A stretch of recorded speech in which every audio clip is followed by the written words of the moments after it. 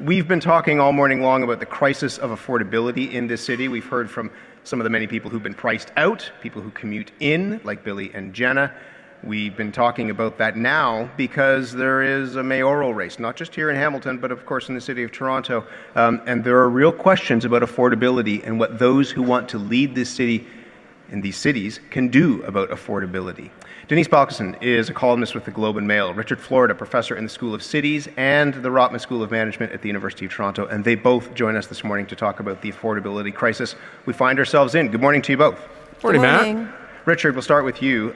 Less than a month to go until the municipal election. How seriously do you think politicians should be taking the issue of affordability?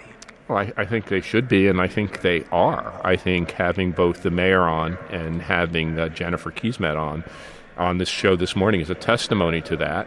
Look, we have probably one of the worst housing crises in the world. We are one of now the world's, not Canada's, 10 most unaffordable cities when you take the incomes we make compared to the housing costs we pay. So this is a really big crisis, and maybe the biggest crisis our city faces. Statistically speaking, Richard, what does that look like? Who is being forced out of the city?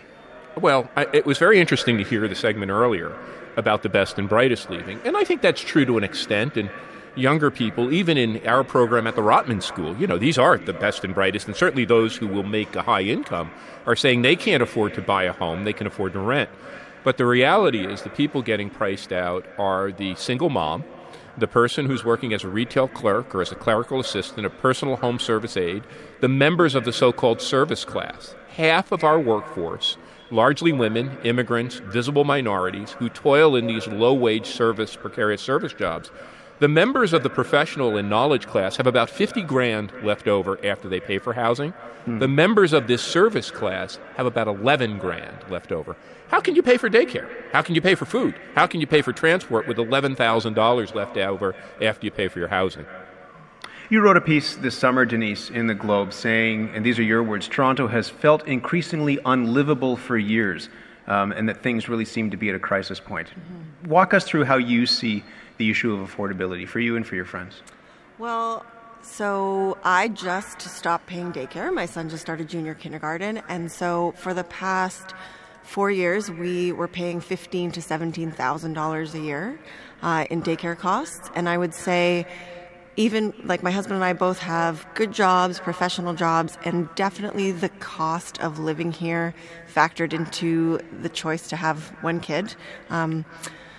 As I was also saying to the producers when we were talking about this show, so 2 of the families, we had 4 kids in my son's daycare, and 2 of them, right before JK, they've just moved out of the city because they were renting, and they, as Richard said, had absolutely no savings. And when they were thinking about actually wanting a backyard and actually wanting a permanent place for their kids, they were just like, nope. And so one of them went to Guelph and one of them went to Peterborough. Can I go back to what you just said? And again, you don't want to pry or anything like that, but you decided to have one kid in part because of the cost of raising children in the city of Toronto? That's not really the decision. I would say the reason that my husband doesn't want to is a lack of sleep. But we have a 2-bedroom house. We have a very small backyard, and we also just got our daycare money back. And when Richard talks about having that money left over, that $11,000, we would not have any extra money. It would be no vacations and no dinners out, and that sort of thing is why you live in a city. It's how you enjoy your life, and if it was just going to become a complete crunch, it wouldn't seem worth it to me. Matt, I want to go back to Richard. Richard, continue. Sorry. What we do know about having kids in expensive cities is it doesn't affect overall fertility or the overall birth rate. It has a big effect on delaying. A huge, and ultimately when you delay, that could affect the fertility rate. But I do think when you take expensive housing, the rat race we're in, that it is having an effect on fertility. And what holds up our fertility rate in big cities is immigrants and new people. So I think we have created a rat race that maybe it's not just the cost of housing, but the whole rat race does affect our ability to have as many kids as we might like. What did you mean, Denise? This is a piece that you wrote that went all over the place because people felt what you were talking about. What did you mean when you said that the city of Toronto has felt increasingly unlivable for years? Well, it's not just affordability, although I think transit ties into it, but it's impossible to get around, and it's made everyone very angry and grouchy getting around. Just this morning at 7 a.m., someone gave me the finger. There's no traffic yet. People are increasingly competitive. You're competitive for daycare spots. You're competitive for affordable rec center programs for your kids, because otherwise you have to pay $400 for swimming lessons.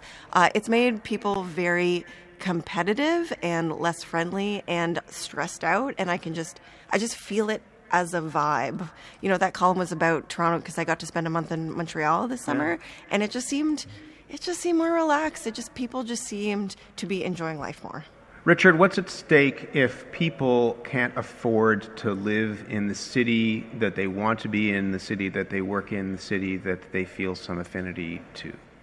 Well, I think Denise said it. We get an angry, anxious city. And let me say this quite clearly. Having lived here now almost a dozen years, Toronto is angrier than New York. I mean, when I walk the streets of New York, people are friendlier than in Toronto. And certainly when I came here, Toronto felt much more like what Denise says Montreal feels like. So one is the anger and anxiety. We see that in the safety on our streets. We see that on violence. But the other thing is we're a horrifically divided city. We are now approaching the levels of social and economic division that make us look more like a Chicago than like a Winnipeg or an Edmonton. So we're divided. Our middle class is shrinking. And one last thing I wanted to say on this point.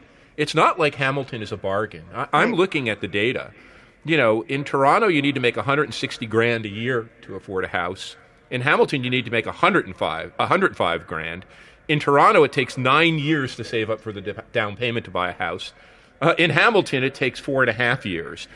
In Toronto, you might spend 73% of your income for a house. In Hamilton, you spend 50%. So our affordability problem is not just Toronto. It's affecting all the stuff around us. Just briefly to both of you, and I'll start with Denise. Do you have the sense, we're in an election season, that those who want to lead our cities have a real sense of the affordability crisis and how to address it?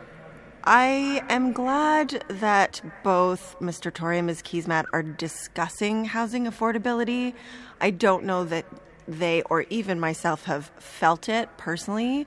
I definitely want the conversation to go more out into the suburbs, more out into high rises. It needs more nuance and more thought than we have given it so far. I think having Jennifer Keesmaat, who will be on shortly in the race, has pushed this debate. Without Jennifer in the race, I don't think we'd have a conversation. I think Jennifer has made this part of a conversation. I also think she's fairly well aware of the issue extending beyond the core into the suburbs in our conversation. So I think, one, she's raised the issue and she's pushed the mayor. I also thought she's pushed the mayor to consider these issues in a way that he might otherwise not have. Look, we have this land in the city we can use.